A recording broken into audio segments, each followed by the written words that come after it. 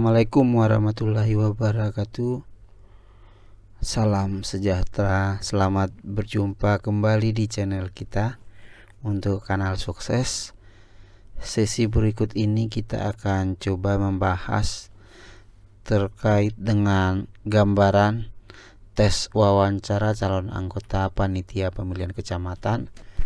Untuk sesi kedua ini dalam latihan wawancara kita akan coba gambaran soal-soal apa nanti yang akan dibahas sebagaimana dipedomani dalam keputusan Komisi Pemilihan Umum nomor 476 tahun 2022 materi seleksi wawancara panitia pemilihan kecamatan itu mencakup pengetahuan kepemiluan, komitmen yang mencakup integritas, independensi dan profesionalitas, rekam jejak anggota PPK serta klarifikasi masukan dan tanggapan masyarakat. Kita coba dulu uraikan latihan terkait dengan kisi-kisi gambaran pertanyaan apa nantinya akan diujikan. Adapun beberapa contoh ataupun soal wawancara yang mungkin nanti diujikan terhadap saudara sekalian. Yang pertama, satu, apa tugas panitia pemilihan kecamatan? Seperti itu. Apa tugas panitia pemilihan kecamatan? Bisa kita lihat apa itu: membantu KPU provinsi, kabupaten kota dalam melakukan pemutahiran data pemilih, baik itu pemilih sementara dan pemilih tetap. Terus membantu KPU kabupaten kota dalam menyelenggarakan pemilu, melaksanakan semua tahapan penyelenggaraan pemilu di tingkat kecamatan sebagaimana ditetapkan oleh KPU. Kemudian menerima, menyampaikan daftar pemilih kepada KPU kabupaten kota, mengumpulkan hasil penghitungan suara dari seluruh TPS di wilayahnya, melakukan rekapitulasi hasil penghitungan suara terhadap sebagaimana dimaksud pada huruf E, mengumumkan hasil rekapitulasi, menyerahkan hasil rekapitulasi. Perlu Anda pahami juga terkait sebagaimana tadi, ini adalah tugas-tugas PPK. Bedakan antara tugas, fungsi, dan wewenang tugas seperti itu. Dalam hal fungsinya apa? Fungsi PPK itu apa? Membuat berita acara penghitungan suara, menindaklanjuti segera temuan laporan, melakukan evaluasi, melaksanakan sosialisasi, melaksanakan tugas wewenang kewajiban, melaksanakan tugas yang sebagaimana diberikan undang-undang. Terus bisa saja nanti Anda ditanya apa saja asas pemilu yang berlaku di Indonesia. Pemilu itu mempunyai asas gitu, seperti itu. Kalau pemilu itu mungkin lebih kepada pasal 2 Undang-Undang 7 2017. Asas pemilu itu disebut itu luber.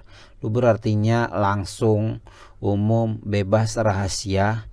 Ini yang dimaksud Undang-Undang Dasar 1945, merujuk pada singkatan dari langsung, umum, bebas, dan rahasia. Sedangkan asas yang kedua itu jurdil.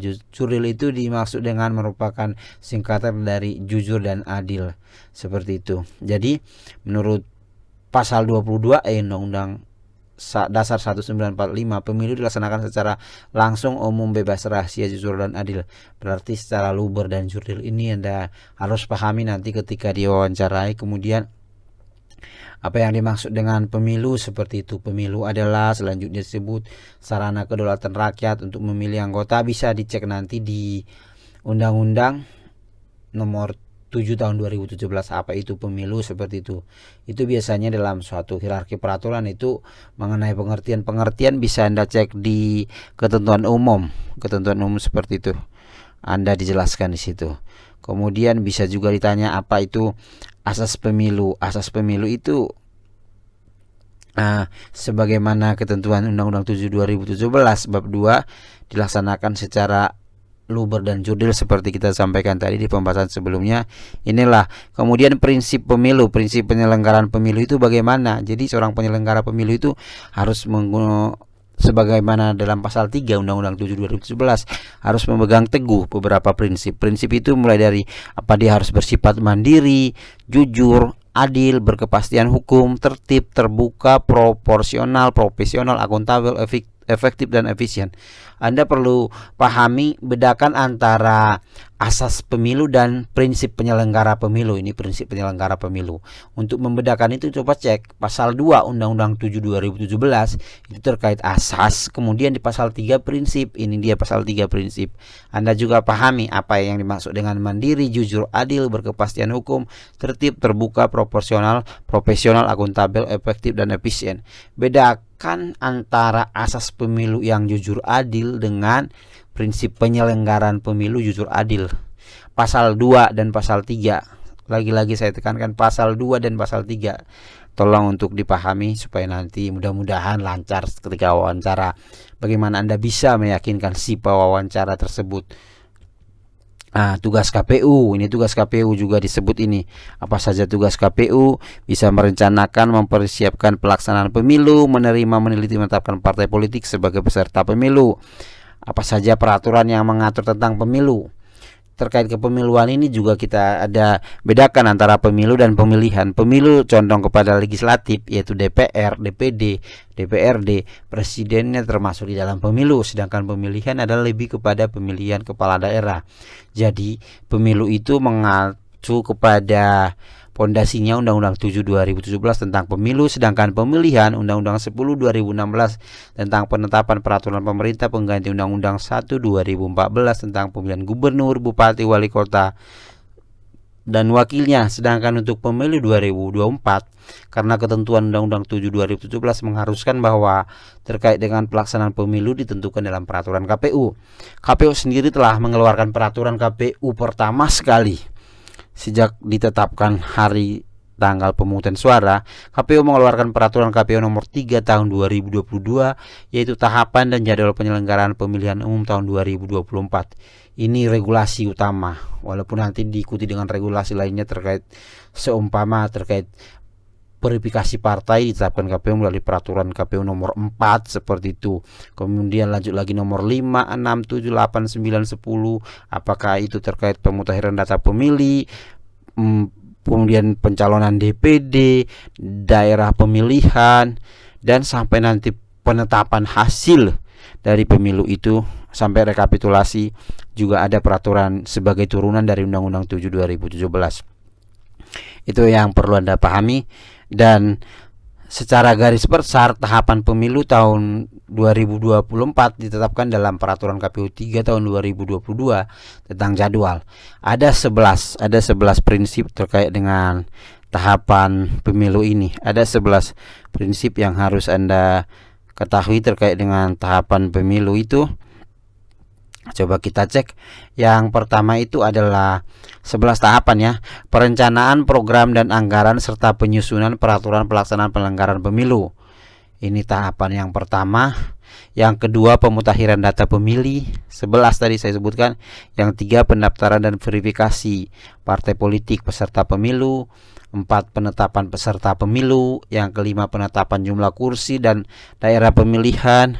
Kemudian yang kelima, kita lihat pencalonan dalam hal ini presiden, wakil presiden, DPR, DPD.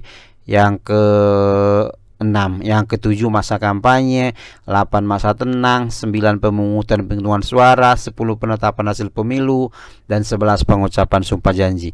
Inilah 11 gambaran tahapan pemilu yang menjadi garis-garis besar yang dituangkan dalam peraturan KPU 3 tahun 2022. Seperti itu. 11 tahapan ini Anda harus kuasai juga, Anda harus pahami juga. Jika memang dibutuhkan bisa langsung di screenshot ini di video kita untuk nanti pemahaman Anda meyakinkan ketika diwawancarai. Kemudian bisa juga nanti ditanyakan kapan pemilu atau pemungutan suara akan digelar untuk tahun 2024 maksudnya. Untuk tahun 2024 dilaksanakan dua event kepemiluan. Yang pertama, untuk pemilu tanggal 14 Februari 2024 ini memilih anggota DPR, DPD, DPRD kabupaten, DPRD provinsi, dan memilih presiden dan wakil presiden. Itu dilaksanakan 14 Februari. Sedangkan 27 November 2024 juga dilaksanakan pemilihan.